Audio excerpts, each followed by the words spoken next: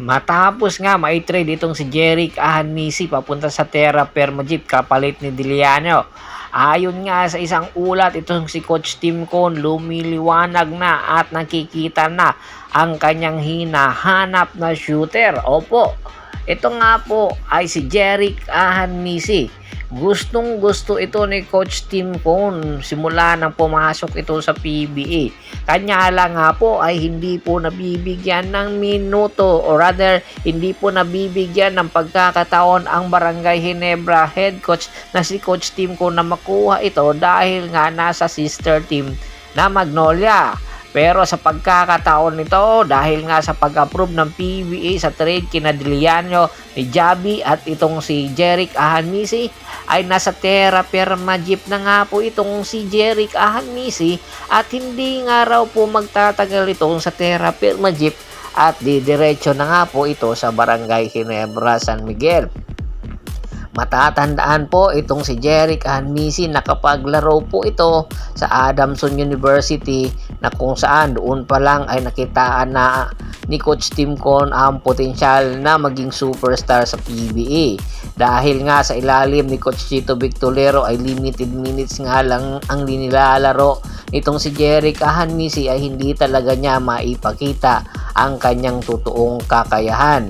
Sa ilalim ni Japet Aguilar at Justin Brownlee kung sakasakaling ang makuha ng Barangay Ginebra itong si Jerick Ahanmisi sa Terra Firma Jeep ay napakalaking tulong po nito sa lineup ng Barangay Ginebra San Miguel dahil nga itong si Stephen Holt ay hindi nga po consistent ang kanyang mga outside shooting. Ito ngayon ang pinoproblema ni Coach Tim Cone para sa Barangay Ginebra San Miguel. Kaya daw ayon sa isang report, itong kapatid ni Jerick Ahanmisi na si Maverick Ahanmisi dahil limited minutes na rin lang ang ibinibigay nito ni Coach Tim Cone sa nakaraan Philippine Cup ay ito daw ang ibibigay ng Barangay Ginebra si si Maverick Ahanmisi papunta sa Terra Firma Jeep at kapalit itong kanyang nakababatang kapatid na si Jerick Ahanmisi. Itong si Maverick Ahanmisi ay nakuha nga ng Barangay Ginebra San Miguel via free agent market. At simula nang pumasok ito sa Barangay Ginebra sa unang season or konferensya nito ay binigyan talaga ito ng minuto ni Coach Tim Cone at napakinabangan. Kanya lang po ay hindi po sila nakakuha ng kampyonato simula nang pumasok nga itong si Maverick Ahanmisi sa Barangay Ginebra San Miguel. Tila yata hindi ito ang lucky charm na hinahanap ni Coach Tim Cone. Ang hinahanap kasi ni Coach Tim Cone ay mas mataas na player, mataas din ang kalidad sa outside shooting at syempre yung depensa na kinakailangan. Kaya nakita nga ni Coach Tim Cone kay Jerick Ahanmisi yung nakababatang kapatid ni Maverick Ahanmisi. Kaya naman porsigido nga ngayon itong si Coach Tim Cone na makuha ito sa Terra Firma Jeep. Pero nangako nga ang Terra Firma Jeep management itong kanilang team governor na magpapalakas ko no. Naniniwala ba kayo na magpapalakas itong Terra Firma Jeep gayon hindi na ituloy ang pagbenta ng kanyang prangkisa? Kayo sa tingin nyo, matutuloy ba ang pagpapalakas ng Terra Firma Jeep? Seryoso na nga ba sila? Alam natin na simula nang pumasok itong Terra Firma Jeep, hindi pa ito nagseryoso at number 1 palagi sa standing doon sa dulo.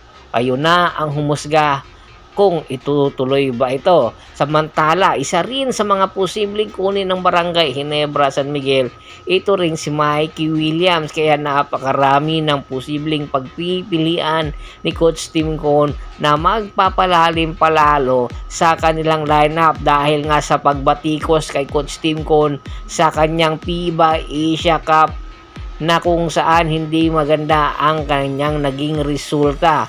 Kaya ngayon pa lang gustong patunayan ni Coach Tim Cone na ang kanyang kalidad bilang head coach ay mas mataas pa rin at gusto niyang i-level doon sa international.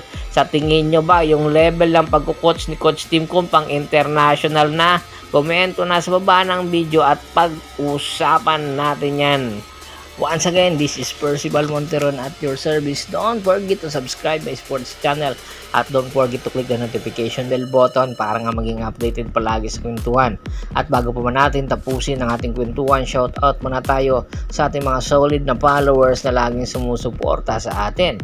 Kay Kagawad Kat sa kinudukusin ng Hagonoy, Bulacan, Anthony Laquialon at sa Laquialon family, Yornel Belches, Yunel Alicante, Ryan La Chica, Ricky Lanza ng Ricky Rider TV ng Tansa Cavite, Chris Conco, Julius Aragon at syempre si Michael Rosalado ng Calbayog City, Samar. Pakibisita na rin po ng Facebook fanpage ko na Hapres PH2, Bostor at Pulgoso para po sa mga karagdagan sports balita.